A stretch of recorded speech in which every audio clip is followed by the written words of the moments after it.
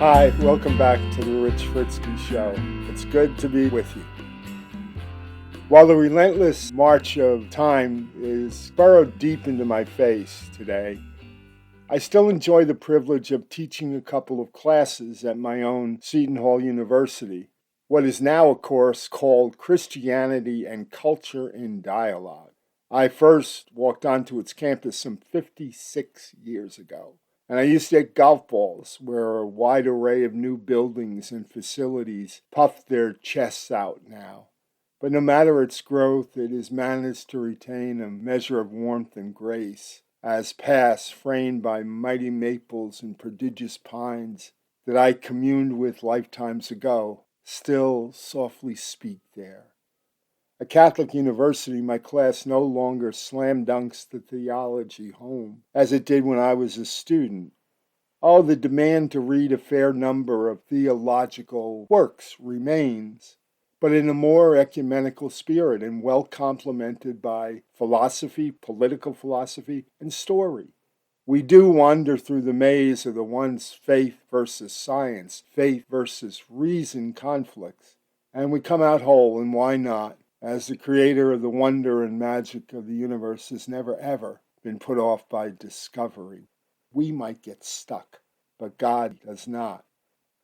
I share this simply to get to one response to one question posed by one student after a group of students made a good presentation on Marx and Engels and their Communist Manifesto. In support of their proletariat, they dared propose casting aside the world of rich man, poor man, and doing away with private property, so that all the people of a state might fairly share in its bounty. Where heralded communism failed to deliver, but believers might fairly argue, only because of the old dictum that power corrupts and absolute power corrupts absolutely. One simple question following their presentation was this: what's your goal? What do you want? What do you aspire to? Upon which one student quickly and understandably said, I want to be Jeff Bezos. The idea of grasping the zenith or the brass rail surely appeals. And she was right. Most might chime in right along with her, and why the hell not? The assumption being that it is not at all uncommon in our capitalistic crazed America to want it all. After all, we dream big. The cars, the boats, the planes, the homes on the beaches, and those mountain chalets. But our truth is this: most simply long to be comfortable. And it might be enough just to no longer have to worry about next month's bills after having just pulled every rabbit out of the hat to pay this month's. We merely want to live in peace in decent homes, to feed our children, to tuck them into warm beds at night, and to buy them that new pair of sneakers before the soles on their worn ones unravel. Just to be able to lift one's damn head up again and cast aside those Jim Croce, steadily depressing, low-down, mind-messing blues. Eager to pounce and challenge that student, I jumped in after another affirmed. Assuring them that I well understood their response, I dissented and emphatically said, I would never want to be Jeff Bezos. Of course, I don't know the man, and he may well do some good, even great good, in secret. But what I do know is damning. And so I went off. I would never want to be the personification of greed on this planet, because I firmly believe that a life well lived is and cannot help but be a life lived for others. Either we are all in it together and responsible for one another, either we are loving and spiritually thriving, or we are not living. And I could not help but wonder as Good Friday and Easter loomed that here comes Christ's biggest week, Christ who told us when asked to go 1 mile with someone, go with them 2. And when asked to give your shirt, give them your cloak as well. And when asked to give, to help, to do so, and no questions asked. Judaism, Islam, the Hindus, the Buddhists, the Eastern mystics, all faiths aspire to this commitment to serve, to care, to give, to love, to sacrifice. No, I don't know who Jeff Bezos is or what he might do for good, But I do know this. Surely Bernie Sanders should not have had to battle him to establish a baseline of $15 an hour for his starting employees. And I do know that he ought to have added the hazard pay boost that they requested during the pandemic, that he adamantly and coldly refused to do. Just as it was blowing, that pandemic was blowing tens of billions of dollars more his way. And I do know that he can well afford to add amenities to enhance what are described as poor working conditions. And I do know that he ought not to be waging a full-scale battle with employees in an Alabama facility to preclude them from unionizing and gaining the simple right to collectively bargain.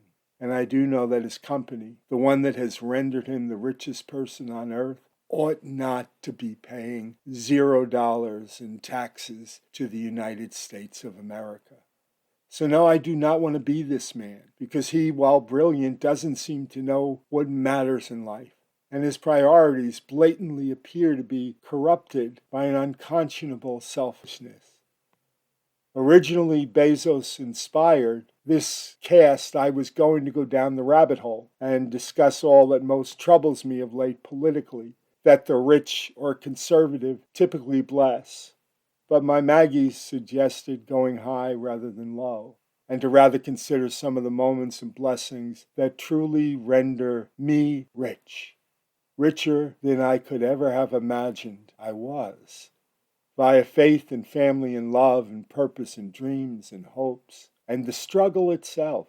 We discover what it is to be truly rich, in spirit and in heart, rich, in beating back the struggle, rich, in basking in the warm rays of the sun, rich, in simply defying the odds, rich, in hoping against hope, rich. So here, that which makes me rich. My Maggie and the great knight Joey brought her with him to an American government class of mine at Bergen Community College long ago, when unbeknownst to either her or I, he left her, leaving me to surprisingly take her to dinner after. Lido's in Hackensack, and the rest is history. Next, marrying my beautiful wife, and then adopting Maggie, Angela, and Teresa. And then, lo and behold, the births of Rosie, Frances, Noelle, Tom, Joey, Emily, Billy, Laura, and Terry, and their magic, and the magic of their 22 and what will soon be 23 grandchildren. Beyond words, beyond magical, I assure you. Next, as to my one trip cross-country with Mag and Billy, there's this. I give you famous Dave's Barbecue in Sioux Falls, South Dakota, for their to-die-for nachos, and I give you the Chasing Bear Pancake House in West Yellowstone, Montana, for baking the greatest cinnamon bun in the land. I was on a mission to find it, and find it I did. Met an old man, Sam, who had to be 20 years older than I at Rushmore. His back was cruelly bent, yet he insisted on helping me go down a series of ramps. Beamingly friendly, he poured the concrete we walked upon some 45 years before. His wife told me that he keeps liking to come back there at night to make more friends. Saints like Sam are always passing by. All of western Wyoming was just majestic. We literally drove for some 9.5 hours, and there was not a moment when I was not stunned. On the way from Yosemite to the Grand Canyon, we stayed one night in Hendersonville, Nevada, near Las Vegas. The next morning, Mag and I were directed to a booth in a diner, and shockingly, there sat our Rosie, all the way from Ithaca, New York. Pete, Mag's brother, who had just joined us at Yosemite, picked her up earlier at the Vegas airport. He and Bill, who planned and made this trip happen for me, were her co-conspirators. Rosie, by the way, is the producer and the better half of our two-team Rich Fritzky show. Next, closing my eyes, I picture my uncles, Skip and Jack, my mom's youngest brothers, waking us up and carrying us downstairs to see what Santa had delivered. It is a precious and likely my oldest of memories. Next, the magical walk to Main Street with Joan, Frank, and Bob to get our first live Christmas tree in the sweet, soft snow.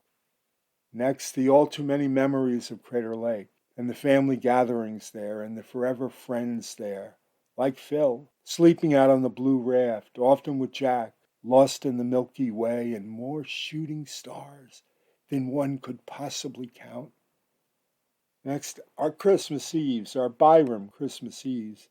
Our traditions never get old. For me, it's always Alistair, Andy, Perry, and Bing. There's the family grab bag, and there's Maggie's eggnog. All of them sleeping in the one room, the floor piled high with blankets, and then the grand adorning of the living room, dining room, and other rooms with gifts. A joy for Mag was the Christmas when her mom and brothers Maurice and Pete arrived, only to be rewarded, as were we, by the Christmas snow that followed them. True story, whenever at a restaurant with our gang, people would stop to praise them. Some literally passed notes to Maggie and I. Some befriended our children. Some had to visit them before leaving the restaurant. Then there's the memories of all I have loved, the lost and the living, the profound wonder of just holding hands. Seeing my mom walking down Poplar from work, scurrying to help us cover our tracks before Dad got home. Hearing Dad say, "Rich, get us a beer," for the first time. Ah, what about the wonder of Aunt Dot, my incredible brothers and sisters, the remarkable extended family, and so too my special band of Sereno in-laws, a larger-than-life band of great souls. Of the many shows and concerts I've enjoyed, I especially hold tight to Harry Chapin, Peter, Paul and Mary, James Taylor, West Side Story, and To Kill a Mockingbird. Some quick hits: The Love of Baseball, just watching Ron Guidry pitch, and the 1961 team, and the 96 team, and today's team, and 1,000 memories like witnessing Roger Maris's 61st home run, and my Giants in the memory of Ken Verkins, who brought them together with me for so many years, and John Mara's friendship, the smiles of my students. I have never failed to fall in love with my students, each time, every time. Mags getting 2 hugs from James Taylor, while I got 3 kisses, count them, 3 kisses, from Carole King. Sean Astin's great kindness. Joey Cassidy's visiting with wonderful Aunt Dot again and again. Our upcoming April 24th family Easter egg hunt. Then there were 45 great historians who helped me and contributed to Unfading Light. And I was blessed to have gone deep with my Aunt Mary Varick in writing a pilgrim song, with Mary's and Jimmy's help, and St. Mother Teresa's spirit. Having been appointed by 5 different governors to various state commissions and task forces I had the joy of serving. To have been blessed with a doctorate honoris causa, but only because Sister Teresa loved me so. Mag says I always flirt with the nuns. My defense is that they rather flirt with me. The commencement address I gave when so honored was very well received, and to have both Dr. Steve Williams, who saved my life when long threatened by the meningitis, there to hear it along with young Kelly from Kessler, where we saved each other, made my day. To have, upon the 50th anniversary of my graduation from Seton Hall Prep, been named Alumnus of the Year, honored to give the 2018 commencement address. I think I rocked the house. The hope that attends to each new day. I'm looking out into my backyard now. Beautiful blue sky, and the sun's rays are blessing the ground. Spring makes us rich. And finally, just to have you listening, it renders me rich, gives me purpose, makes me feel like I just might be doing some good. And the love and the relentless care of my Maggie, and the love of family, immediate and extended. Where would life be were that not so? The above all renders me rich. And there's oh so much more that goes unmentioned because time is limited. It is not in material or in money that I am made rich, but in service and mission and family, in kindness and faith, in spirit and love, in feeling the touch and the warmth of God's redeeming grace. A man, though e'er so poor, is king a man for a that and a that. Take care. That's a wrap for today. I'll be back soon enough. Smile on your brothers and sisters out there. Thank you.